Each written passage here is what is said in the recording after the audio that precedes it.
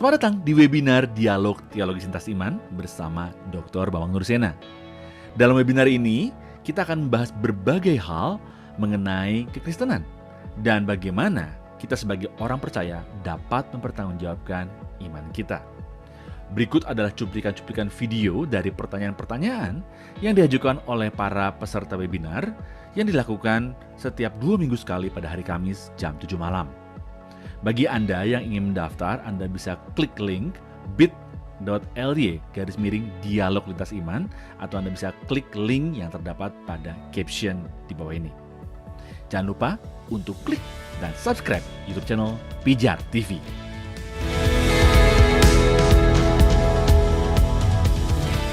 Saya hampir tersesat dengan doktrin gereja yang menolak kemanusiaan Tuhan Yesus Kristus dengan berbagai narasi berasal dari Alkitab. Parahnya, gereja yang saya maksud merupakan gereja berdenominasi skala nasional. Mohon penjelasannya, kenapa gereja zaman sekarang lebih kental? Serigala berbulu domba. Apakah hal ini karena pembatasan akses atau pengajaran yang didasari dari naskah-naskah Perjanjian Baru yang diakui oleh gereja mula-mula? Terima kasih, Enggak, saya kira salah satunya karena apa? Membaca Alkitab terlepas dari konteks sejarah rasulinya. Itu yang penting di situ.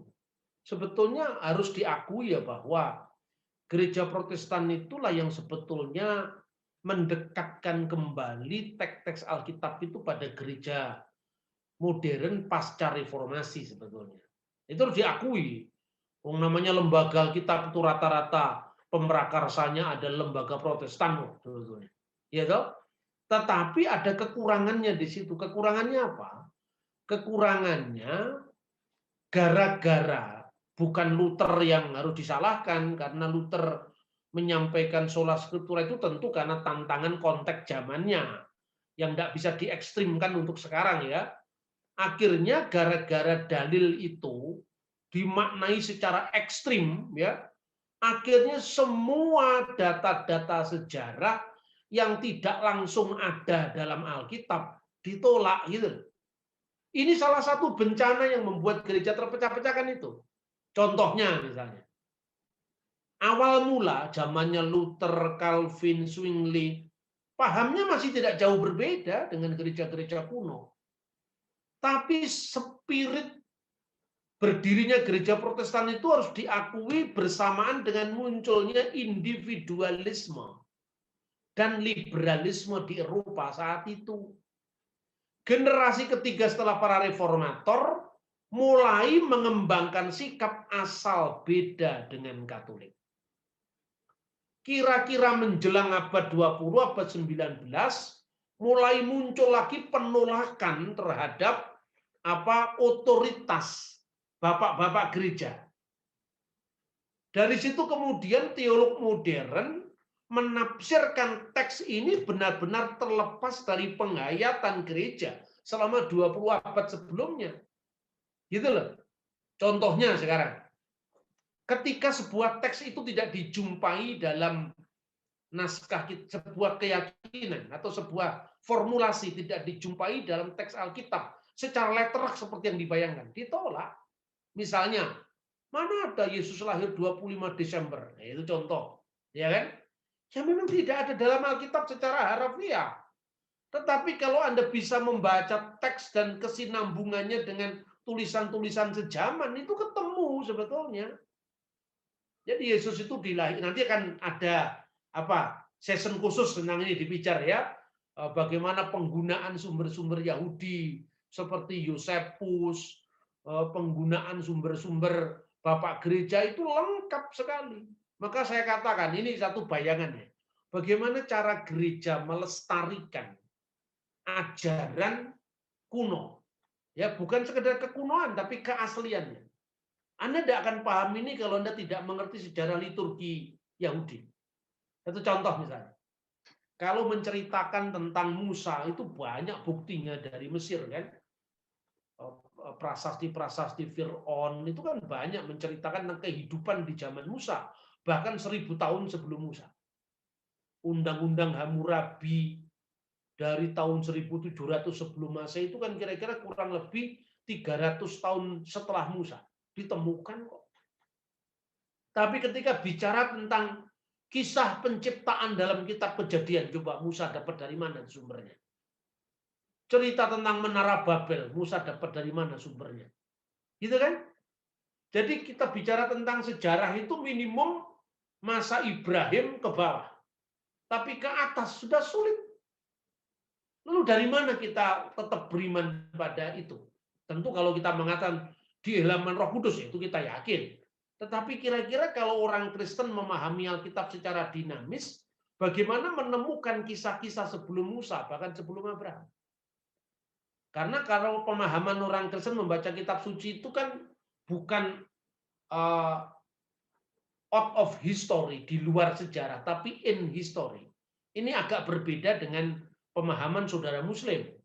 Kalau saudara Muslim begitu ada ayatnya selesai sudah, kan itu kan? Kalau Kristen kan tidak.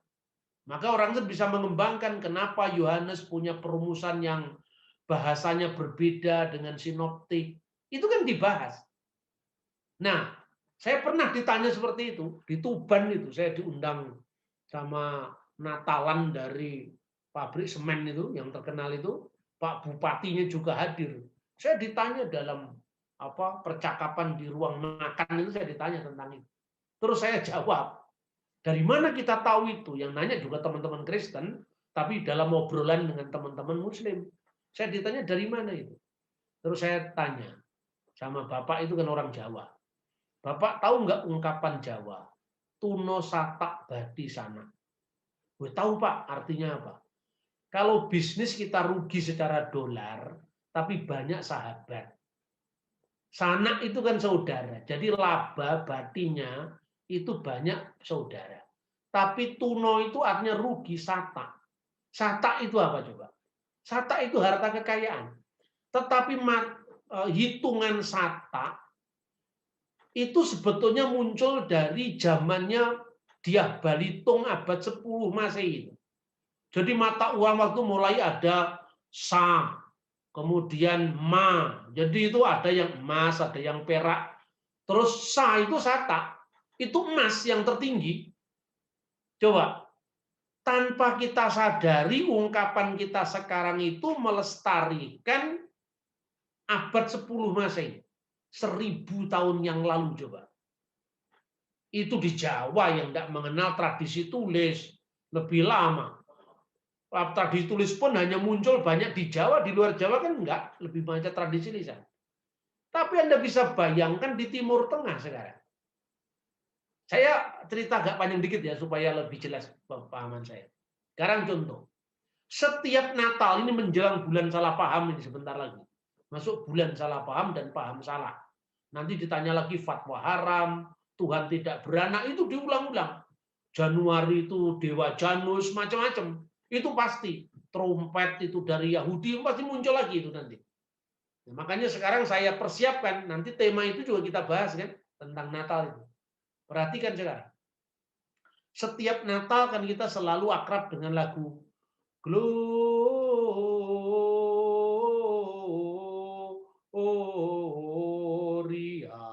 in excelsis Deo.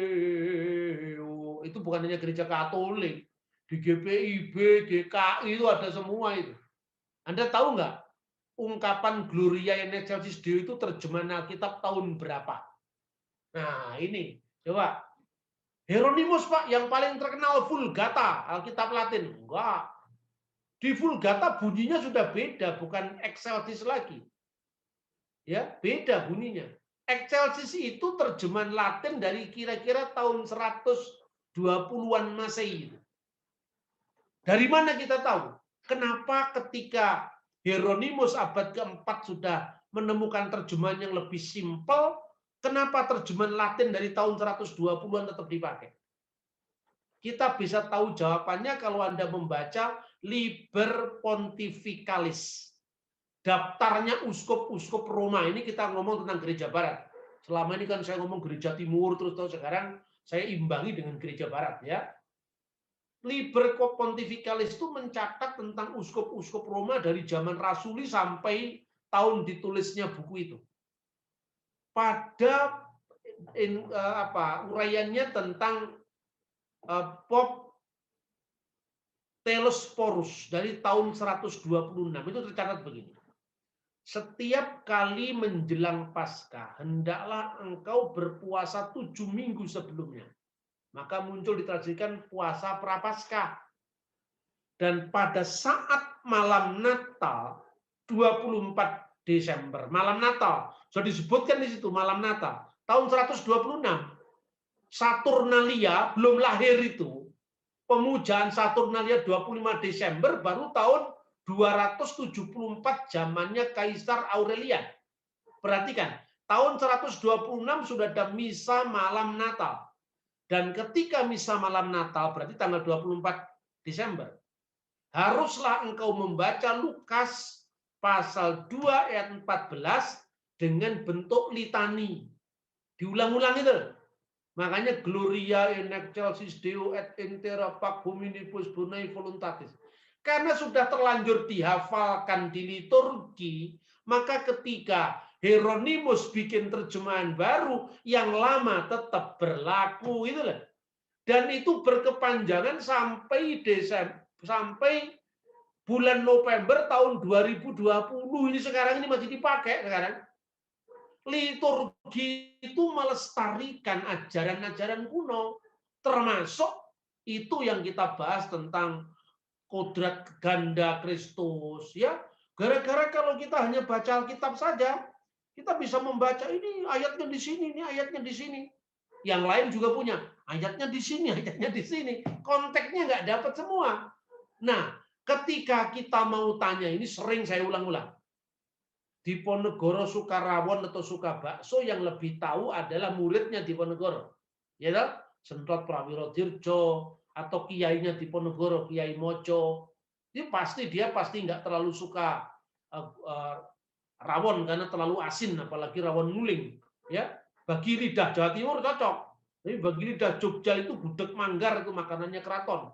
Ya, yang lebih tahu siapa? Muridnya. Begitu juga yang lebih tahu Yohanes, ya muridnya Yohanes. Ketika orang sibuk tanya terjemahan yang benar dari Yohanes 1, jangan tanya saksi Yehova tahun 1931. Sehebat apapun kita dari abad kita ini memahami bahasa Yunani, tapi ada rentang jarak sekitar 2000 tahun. Gitu loh. Metode ini tidak hanya berlaku dalam dunia teologi, saya kira. Dalam dunia sekuler pun ya berlaku yang seperti ini. Nah, sejak zaman Ignatius dari Antioquia, Kristus yang sepenuhnya Allah, sepenuhnya manusia, itu sudah ada dalam catatan Ignatius suratnya kepada orang-orang Magnesia. Maka Yesus disebut ek Marias ke ek Theos, yang dilahirkan dari Maria sekaligus dilahirkan dari Allah. Maka dilahirkan dari Maria itu terpujilah buah rahimmu, itu Yesus. Buah rahim Maria itu Yesus. Lukas pasal 1:42. Tapi yang ek Theos dilahirkan dari Allah. Hari ini aku telah memperanakan engkau. Itu kelahiran ilahi Sang Mesias. Jadi pengakuan iman. Dan kepada satu Tuhan Yesus Kristus anak Allah yang tunggal, monogenes Theos, yang dilahirkan dari Bapa sebelum segala abad dan seterusnya itu. Jadi ini bukan sekedar ajaran yang muncul konsili Nikea, tidak. Ini sudah ditulis oleh murid-muridnya para rasul dan seterusnya. Ketika keberdampingan panjang sejarah ini kita delete, kita buang, kita cenderung menafsir teks itu sebebas-bebasnya dari kita sendiri. Apalagi kalau sudah terjadi kultus terhadap pemimpin. Kan gitu kan? Kalau sudah pemimpin, lupa ini hati-hati, lupa ini Roh Kudus langsung yang berbicara. Itu sudah susah itu. Itu loh kira-kira. Jadi kita ini saling menjaga bagaimana ajaran-ajaran yang tidak pernah terputus, tidak pernah mengalami pergeseran seinci pun dari zaman para rasul, muridnya para rasul, murid dari muridnya para rasul, sampai gereja modern kita sekarang.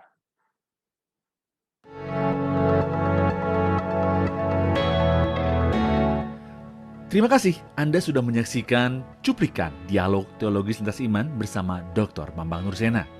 Jangan lupa segera daftarkan diri Anda dengan klik link bit.ly/dialog lintas iman, atau Anda bisa klik pada link yang ada di caption saat ini juga. So, informasi selengkapnya ada pada image di akhir video ini.